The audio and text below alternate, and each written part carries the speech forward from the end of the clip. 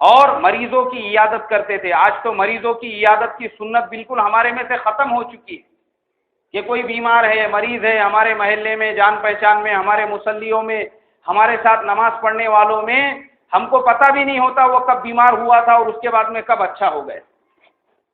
حالانکہ مریضوں کی عیادت کرنا آپ صلی اللہ علیہ وسلم کی سنت ہے، اور کہا کہ آپ صلی اللہ علیہ وسلم کثرت سے جنازوں میں شرکت کیا کرتے تھے، کثرت کے ساتھ جنازوں میں جاتے تھے۔ آج ہمارے اوپر شادی بیاہ میں شرکت کرنے کے لیے ٹائم ہے، لیکن جنازوں میں شرکت کرنا ہم کو سب سے زیادہ بوجھ محسوس ہوتا ہے۔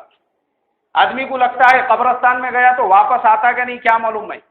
کیا میرے کو بھی روک کے رکھ لیتے وہیں پہ۔ ڈر لگتا آج قبروں سے، جنازوں سے، حالانکہ اللہ کے نبی صلی اللہ علیہ وسلم نے فرمایا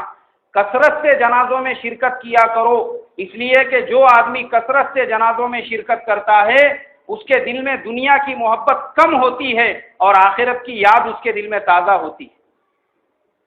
اور مرنے کے بعد کی فکر اس کے اندر پیدا